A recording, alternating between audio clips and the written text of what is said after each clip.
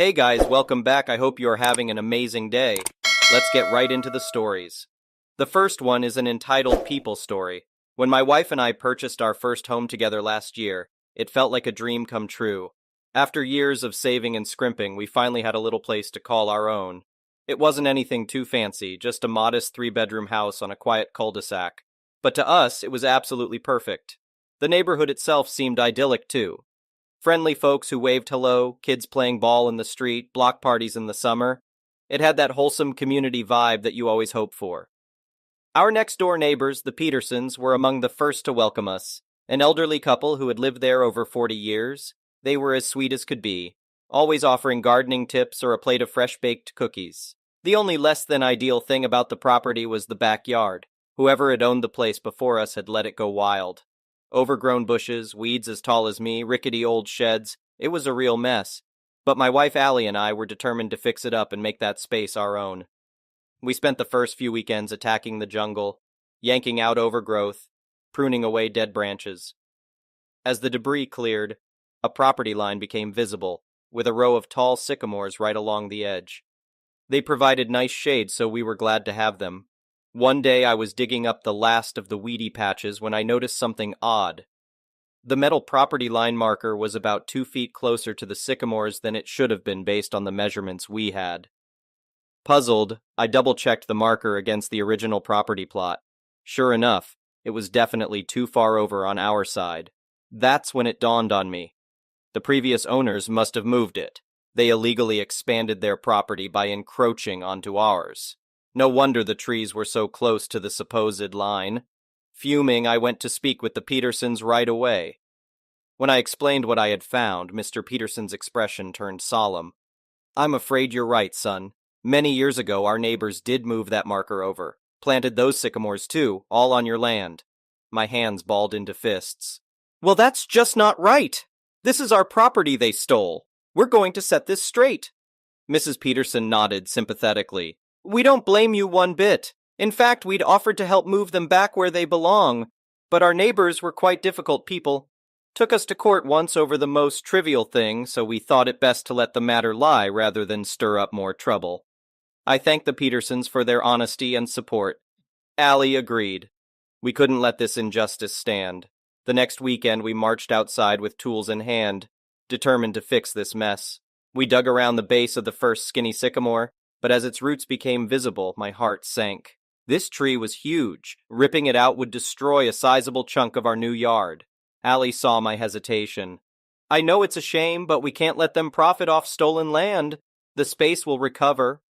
With a sigh, I nodded and kept digging. Suddenly, a shrill voice rang out. "Just what do you two think you're doing?" We turned to see a scowling, white-haired woman storming over from next door, waving her cane angrily. Without waiting for a response, she jabbed her cane at the sycamore. "How dare you threaten my trees? My husband planted those when we built this house." I tried to explain about the property line, keeping my voice calm and polite, but she wouldn't hear it. "Lies! All lies! We've lived here 50 years and that boundary hasn't moved an inch." She stomped back to her house, shouting threats to call the police over her shoulder. Discouraged but undeterred, I decided to try a legal approach first. I politely informed my neighbor that we would be having a licensed surveyor come assess the property line. If it showed her trees were on our land, we would have no choice but to remove them. For a moment she just glared, lips pursed. Then with a snort, she turned and limped away without another word. A few days later, the surveyor arrived. After thoroughly reviewing the markers and documentation, he confirmed exactly what I had expected. The line was several feet over onto our property. His report would hold up in any court. I delivered a copy to my neighbor. At first, she tossed it right back, but I persisted, gently explaining that we wanted to handle this amicably. With ill grace, she finally kept the report. I hoped now we could reach an understanding. But I soon realized she had other plans. Early Saturday morning, I was sipping coffee in the kitchen when the angry buzz of a chainsaw shattered the calm. I bolted outside to a shocking sight. My ornery neighbor was revving a chainsaw, slicing straight into the base of one sycamore. "What on earth are you doing?" I cried, rushing over. She waved dismissively. "Your trees are on my property now, so I'm removing them." I stared at her, dumbfounded. "You can't just kill them. We were trying to handle this legally and peacefully. She snorted. Peaceful? You started attacking my trees first. Brandishing the chainsaw, she threatened to call the police on me for destruction of property. As the deadly saw edged forward again, I felt utterly helpless. I couldn't physically wrestle this deranged woman to stop her. Flying saplings could hit my house, and clearly rational discussion was useless. Defeated, I turned and walked back inside, mind racing. I had to outsmart her somehow. Then it came to me. I'd fight fire with fire. If she wanted to play dirty, fine. I drove to the garden store and bought the biggest, fullest trees I could, along with bags of fast-growing seeds. Then I installed a new sprinkler system that reached every inch of our yard. Tonight, while she slept, I would get to work. Under the moon's glow, I hurried back and forth, digging holes and planting rows of saplings along the true property line. In went the tree seeds, too, buried deeply in the freshly watered soil. My neighbor would get quite the surprise in the morning. As expected, I awoke the next day to screams of rage. My front door flew open, and there she stood in her nightgown, eyes bulging. Just who gave you permission to plant trees on my property? I smiled politely. Oh, but you informed me this was your property now, so I'm simply following your guidance. I wanted to make sure your new land had plenty of lovely trees. She sputtered in shock. For once, she seemed at a loss for words. She started to threaten me again, but stopped short, gaze fixed on something behind me. I turned to find Mr. Peterson shuffling over, a newspaper under his arm. "Morning, Rose," he called to my neighbor. "I see you two are having a dispute. Well, I won't just stand by again while you intimidate and harass these nice folks." He proceeded to calmly explain that he had already confirmed with 3 separate surveyors that she was in the wrong. As president of the neighborhood association, he made it clear that he would not tolerate any further harassment from her. She stood there silently fuming, knowing she was cornered. Then with a frustrated "humph," she turned and stormed off. As we watched her go, I finally felt the sweet taste of justice, and it seemed my tree-lined barricade would stand after all. In the months since, she has mercifully left us in peace, though she makes sure to scowl if we cross paths. The young trees are flourishing under my wife's diligent care, and while it was certainly an ugly situation, this experience brought our neighborhood together. The Petersons beam like proud parents when they admire our yard now. So, in an odd way, I'm grateful to that troublesome neighbor. She gave us the chance to fix what was wrongfully taken years ago. And our little home feels even more like ours, surrounded by life that we cultivated from her misdeeds. It just goes to show, patience, allies, and a few good trees can overcome even the most entitled of neighbors. The next one is a pro-revenge story. I was an account manager for a digital marketing company. We sold lead generation services to business owners to generate leads. One of our key selling features was if you turned on call tracking numbers and recorded phone calls, we'd guarantee you a certain amount of leads based upon your spend, and if we failed to meet that, you'd be entitled to a partial, or if we really failed, potentially a full refund. Some things to know about advertising. CTN, call tracking number. It's a unique number assigned to a certain point of advertising that consumers call. This number is only on that piece of advertising. It routes to the business line, and unless the consumer is very observant, they have no idea they are using a CTN. Call recording. If you turn on CTNs, we can record the calls and store the audio on our servers. The business has to consent to this. Also, when you call, you'll hear a message. This call is recorded for quality assurance type message. Both of those are required to be eligible for our service guarantee. Storytime Part 1, The Lay of the Land. The business in question was a small dad and son contracting company with a couple of employees. They primarily focused on smaller jobs, such as windows, drainage, finishing, etc. Unfortunately, this business owner was a royal PETA. He went back years, and his account was filled with nothing but complaints. Also, there was a strong suspicion that he was racist, because his last account manager was black. The business owner, whom we will name Scott, refused to ever meet in person with the previous manager. Also, I was white. He had no issues finding the time to sit down with me and tell me how bad our service is. Well, it's coming up to contract renewal and he says we aren't producing his leads, and he wants to put in a claim for failing to meet our service guarantee. I spoke to my manager about this, and he said he wants me to listen to his calls, write a detailed report, and present my findings to the manager. The manager is worried this may end up in court due to the dollar amounts involved. Nearly a whole working week of hours. I probably spent damn near 40 hours on this. And I wrote a detailed 24-page report outlining the results of our advertising. To say I shredded this business owner's business practices is an understatement.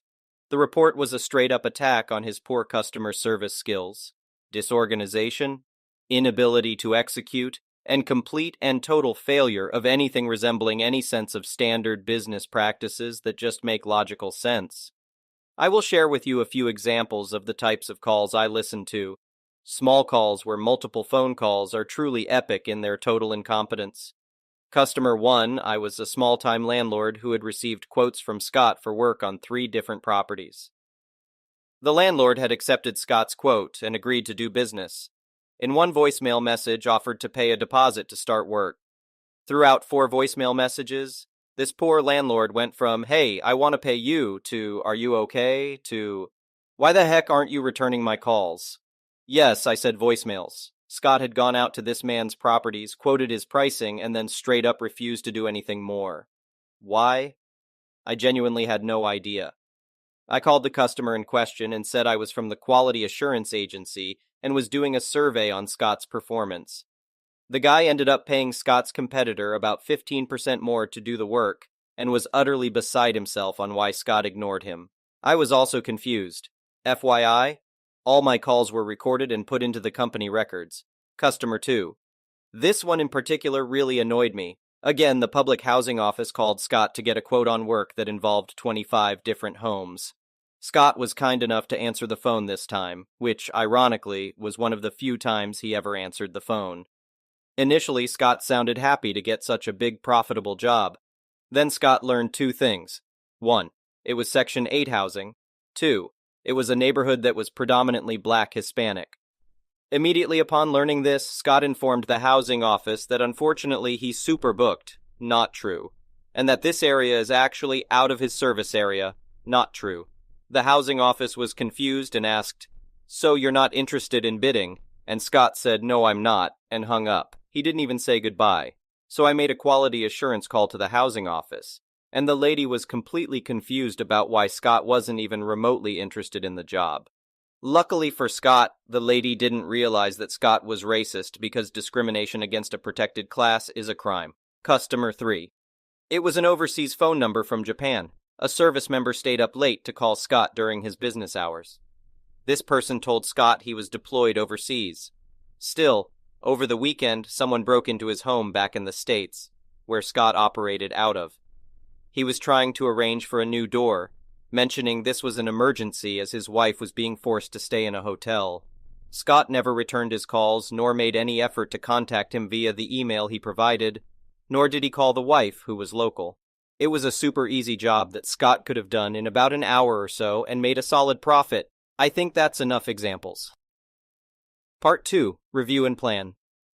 The actual report at the end said, out of the X phone calls, Scott failed to properly service the leads in about 70% of the cases, and that I could keep on going on. Still, I felt that a clear trend had been established. It wasn't that our service wasn't producing leads for Scott. It was that Scott was a racist, bigoted individual who everyone strongly disliked. Obviously, I said that in more professional language. When I presented the report to my manager, he looked at it and said, "Damn 24 pages. I asked if it was okay, and he smiled and said, "I have a pretty good idea of what this is going to say." He said he'd review it and get back to me. So a day later, he came to me and said he had gone over the report, the VP had gone over the report, and he asked what I thought the recommended course of action should be. My recommendation? Remove all discounts, charge Scott the total price for our services, and clearly explain that our job is to provide him with leads, and it's his job to sell those leads. If he can't convert our leads into business, that's not our problem. Scott was getting a 70% discount. Our price was built with discounts in mind. My manager said he'll probably cancel, and I asked my manager, "And is that a problem?"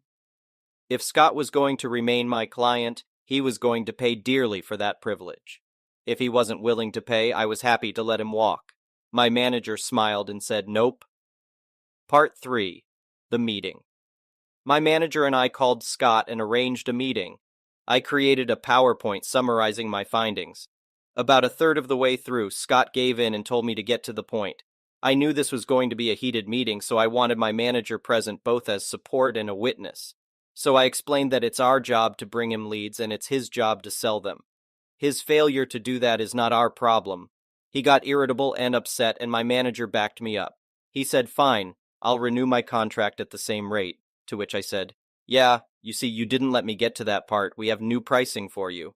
Scott asked, "Lower?" I said, "Oh no, not lower." My manager smirked, and Scott asked me for the new rate. I hit him with the full rate, which was 3 times what he was paying. Scott was furious with me, saying I was overcharging him, ripping him off, and that I was a horrible salesperson. He told my manager I should be fired for treating him like this. My manager looked at me, and I'd been waiting for the moment. Truth be told, I gave 0 cares about what Scott thought of me. If anything, my goal was to get him to cancel. "Scott, you're a challenging client. Therefore, the pricing of our service needs to reflect the challenge of providing you service, so we will be charging you our full rate. If you'd like, I'd be happy to go over why this ROI still makes sense based on our past performance." This was a wording I'd gone over with my management before using it. My manager felt it was fine. It felt so amazing to say those words. It was the nicest way I could say, "You're difficult. If I'm going to work with you, it has to be worth my while." Scott said we were a bunch of greedy pricks. He said, "I'm going to cancel." To which I said, "That is an outcome we have decided is acceptable, if that's what you choose to do." Scott huffed and said, "And what about my refund?" Dismayed, I said, "Scott, we've clearly demonstrated we did our part. The reason why you aren't bringing in sales is because of your company's inability to close on the leads we generate." Scott retorted, "So you're saying I don't know what I'm doing?" To which I responded, "Scott, if you agree to sign at the new rate, I'd be happy to sit down with you and help you, free of charge, on how to improve your sales techniques and close more of your leads." This is me telling him he doesn't know how to run his business, and it was very much meant as an insult. Scott exclaimed, "Nah, forget you. I'm calling my lawyer." I replied, "So I take it you're not going to renew?" He said, "No way." And my manager said, "That's fine. Would you like us to email you our report on your leads?" Scott responded, "Sure, I'll show my lawyer." For your information, we never heard from Scott's lawyer. We wished Scott a good day, and he left. Later, we wrote him an email, attached the report, and also told him that if his lawyer would like the recording in question, we could send that file over as well. Our bases were covered, and we knew it. I suspect he also came to the same realization, but he had too much pride to admit that. Part 4. Make sure that dagger is nice and deep. A few weeks went by, and my manager said we had to shut down his account, so I needed to call him and ask him what he wanted to do with his CTN numbers, which we controlled. In our contract, we stated that at the end of the agreement, the customer has the right to have the numbers ported over for a fee. It would have been normal to waive the fee as a gesture of goodwill, but Scott desired 0 goodwill, and he received what he desired. I told my manager there was no way I was porting the numbers for free, and just like his quote, I was charging him the full rate of $15 per number. The total came out to just a bit over $100. So I called Scott. I got his voicemail, but he didn't answer. I wrote him a registered letter, and in that letter I outlined that he had 30 days to respond. We had his CTNs, and if he was willing to pay a $15 per number port fee, we would transfer those numbers over to his phone provider. One morning I woke up to about a dozen hateful text messages in which Scott told me to go burn in hell. I took that to mean that Scott was not interested in porting over his numbers, and I reviewed those texts with my manager. We saved those messages and uploaded them to his account, so is that all? Of course not. Part 5. But, wait, there's more. So here I was with 7 CTN numbers that had been in service for literally years. Those 7 numbers were saved in Scott's customers' phones. And, to many of Scott's customers, those numbers were Scott's number. Obviously, they wouldn't be advertised to anyone, but that doesn't mean they won't produce phone calls. Now, if I just let the numbers die, the customers will call and simply be told, "This number is no longer in service." Now, I'm not entirely sure if what I did was legal, but it's been quite a few years, so I feel comfortable about introducing you to Bobby. Bobby was another Southern boy, but as much of an a-hole as Scott was, Bobby was a sweetheart. His mama would bake me pies for our meetings. He was a complete joy to work with. Bobby also owned a similar business to Scott's, but Bobby's business was more advanced, did more types of jobs, and also serviced the same area. So I submitted a service request to port all of Scott's 7 CTNs to Bobby's account, and I waived the fee. So all of a sudden, hundreds of Scott's customers would think they were calling Scott, but they'd get Bobby. Bobby had all his calls routed to his secretary Ashley, who was an angel. Ashley was also a wickedly talented saleswoman, and I know for a fact she'd be able to take Scott's clients and convert them for Bobby. So that's what I did. I had those 7 CTNs ported over to Bobby. This did a few things that benefited nearly everyone involved. Bobby got more business. I produced more leads for Bobby, which meant Bobby was comfortable spending more money with me, which meant I made more money. Scott's old customers got better service. Part 6. Capitalize on my revenge. At the next performance meeting with Bobby, Bobby was very pleased with the sudden uptick in new customers. He even asked me, "What did you do to my account?" I smiled and said, "I reviewed your account and made a few tweaks. Have you seen any improvement?" He absolutely did. He asked me, "Did this cost me anything extra?" I said, "Nope." He ended up increasing our spend with us by about 40% on additional services. I Googled Scott's business about a year later. He wasn't in business anymore. Wonder why? No, my company never caught on to me porting over the numbers. I strongly suspect our legal department would not have been pleased. The next one is a petty revenge story. A little bit of background. My mom and my neighbor have been having a property dispute for a couple of years now. Our neighbor's property overlaps the back corner of our property with an area about 4 feet by 10 feet. Not even the full length of the back border of our property. The neighbors before either family moved in set up a fence that gave us the overlap of the property. It's been like that for nearly 20 years. Recently, there's been a lot of back and forth between them. It started with my mom setting up a raised bed for a garden on the property being disputed, PBD. He took apart the garden and put a bag of yard waste on it. Then my mom set up a property with rocks and sticks. He responded by dumping all of his trash that was in his backyard on the other side of his fence, on the PBD. I know I'm not easy to get along with, but I tried to help. No yelling, insults, or name-calling on my part. I talked with the neighbor twice by knocking on his door, and he threatened to sue me if I did so again. There's a lot more to the story. The dispute just escalated to the point where both parties are in the wrong. My mom isn't a saint. My whole family knows that. The good news is everything settled down when I convinced my mom to let him be, get a surveyor, and get documentation on where the property line is. We got people from the city to come down and look at the trash he put down on the opposite side of his fence, going past the PBD, and force him to clean it up. Everything was good. Mom did not interact with him. We left the fence alone. We're just waiting on the surveyor.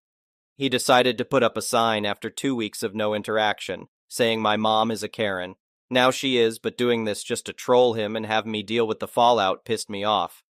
The best thing I could think of was putting up our own sign that faces us, not him. It has a flurry of insults about him, so my mom laughs at our sign and doesn't get mad about his. Thank you for watching. I would really appreciate it if you could like the video and subscribe to our channel if you haven't already.